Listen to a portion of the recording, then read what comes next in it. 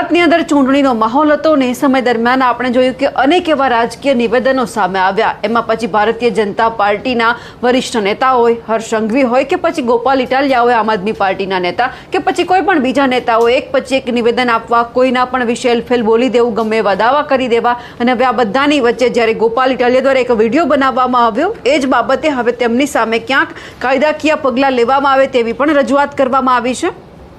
આમ આદમી પાર્ટીના ધારાસભ્ય ગોપાલ ઇટાલિયાએ પોલીસ માટે વાપરેલા અપમાનજનક શબ્દોના વિરોધમાં ગુજરાત આઈપીએસ એસોસિએશનને રાજ્ય ચૂંટણી આયોગના દ્વાર હવે ખખડાવ્યા છે।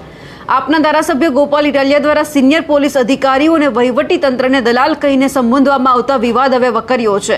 અશોભનીય ભાષા સામે ગુજરાત આઈપીએસ એસોસિએશને સખત વાંધો ઉઠાવ્યો છે અને કહ્યું છે કે જાહેર મંચ પરથી આ પ્રકારે ઉચ્ચ અધિકારીઓનું અપમાન કરવું એ માત્ર વ્યક્તિગત હુમલો નથી, પરંતુ સમગ્ર પોલીસ ફોર્સના નૈતિક મનોબળને તોડવાનો પ્રયાસ કરવામાં આવ્યો છે। આ મામલે હવે ચૂંટણી આયોગને લેખિતમાં પણ રજૂઆત કરવામાં આવી છે। આ વિવાદને ગંભીરતાથી લઈને આઈપીએસ એસોસિએશનના અધ્યક્ષ છે અને Ahmedabad police commissioner GS Malik છે, એમના દ્વારા પણ રજૂઆત કરવામાં આવી છે।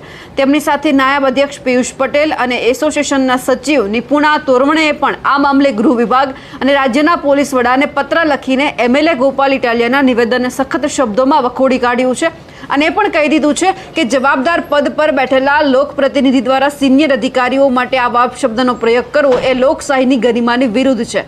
પોલીસ વિભાગનું પણ એવું માનવું છે કે ગોપાલ ઇટાલિયા વારંવાર પોલીસ તંત્ર વિરુદ્ધ ટિપ્પણીઓ કરીને પોલીસ ફોર્સનું મોરલ ડાઉન કરી રહ્યા છે। આ અગાઉ પણ તેમના નિવેદનો ચર્ચામાં રહ્યા છે, પરંતુ આ વખતે સિનિયર અધિકારીઓને નિશાન બનાવવામાં આવતા આ મામલો હવે ચૂંટણી આયોગ સુધી પણ પહોંચ્યો છે। લેખિત ફરિયાદમાં પણ લખવામાં આવ્યું છે કે વહીવટી માળખું તટસ્થ રીતે કામ કરતું હોય છે અને તેના પર આક્ષેપો કરતા તે ગેરવ્યાજબી છે।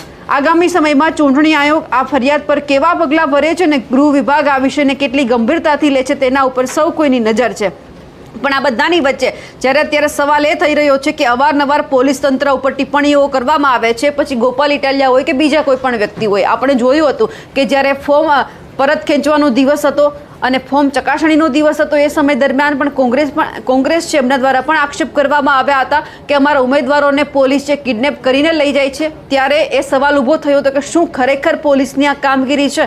ભારતીય જનતા પાર્ટી જેટલું કહે છે એટલું જ પોલીસ તંત્ર કરે છે? એ સવાલ પણ ત્યારે કોંગ્રેસ હોય કે પછી કોઈ પણ બીજો પક્ષ હોય એમના દ્વારા કરવામાં આવ્યા હતા। પરંતુ હવે જ્યારે દલાલ શબ્દનો ઉપયોગ કરવામાં આવ્યો એટલા માટે ક્યાંક જે પોલીસ તંત્ર છે એમને પણ પોતાના આંખમાં ખટક્યું કે કોઈ વ્યક્તિ આવીને અમને આવું કેમ કહી જાય છે। એટલે સવાલ અહીંયા ઘણા બધા છે, પણ આ બધાની વચ્ચે જોવાનું છે કે આમાં કોઈ કાર્યવાહી થાય છે ખરી, કારણ કે હવે જે મુશ્કેલી છે વધી છે, આજે પરિણામનો દિવસ છે, હવે આગળ